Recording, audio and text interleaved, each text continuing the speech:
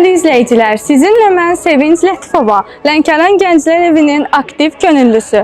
Bugündən etibarən Lənkəranın məndən soruş layihəsinə start veririk və biz bugün layihənin ilk çəkilişini edəcəyik. Sizinlə birlikdə 19-cu əsrin abidəsi olan Hacı Mirzə Hadi hamamını ziyarət edəcəyik və sizə abidənin tarixi görünüşü haqqında məlumat verəcəm.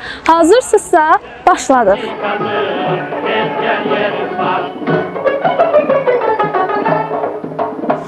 Bəli dostlar, biz artıq Hacı Mirzə Hadi hamamına çatmışıq. Gəlin içəri girək və hamamla tanış olaq.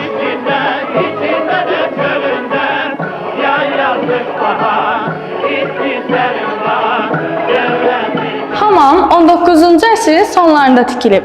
Hamamın əsas salonunun ortasında havuz yerləşir. Hamamda 22-yə yaxın günbəz var. Əsas günbəz də havuzun yuxarısındadır. Əsas günbəz daha əvvəl zədələnib və sonradan təmir olunub. Diqqətlə baxanda günbəzin kənarlarında həmin o təmirin izlərini görə bilirik.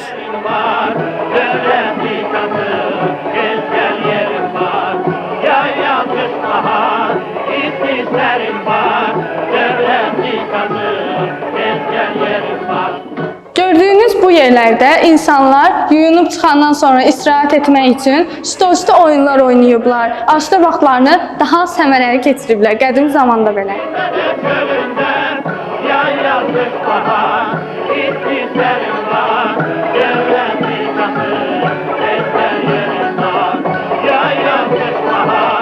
Hamam 10 ilə yaxındır ki, artıq istifadə olunmur. Bunun səbəbi isə istilik sistemində su anbarında olan bir sıra problemlərdir. Ona görə də artıq istifadəyə yararsızdır. Biz hal-hazırda kisələnmə otaqlarına keçirik. Burada hamamın sağ tərəfində əvvəl anbar yerləşib. Hal-hazırda istifadə olunmur o da. Və biz artıq kisələnmə otaqlarındayıq. Həm sol tərəfdə, həm də sağ tərəfdə kisələnmə üçün yerlər olub. Hamamın bu hissəsində daha əvvəl krantlar mövcud olub. İnsanlar krantlardan suyu qablara doldurublar və o qablardan suyu öz üzərlərinə də töküblər.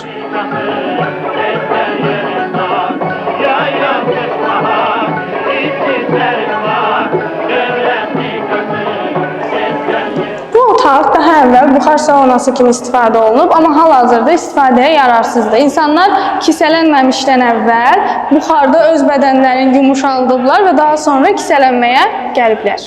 Divarların aşağı hissələrində kanallar mövcuddur və bu kanallar vasitəsilə çirkin sular yeraltı kanalizasiyaya gedir və hamamın təmizliyi qorunur.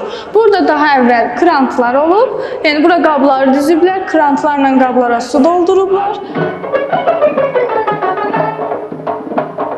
Bu otağımız isə duş kabinəsidir. Bura daha çox qaranlıqdır. Digər otaqlar buradan daha işıqlı idilər. İnsanlar kisələndikdən sonra duş kabinələrinə gəliblər və burada duş qəbul ediblər. Bu da duş kabinəsidir, gördüyünüz kimi.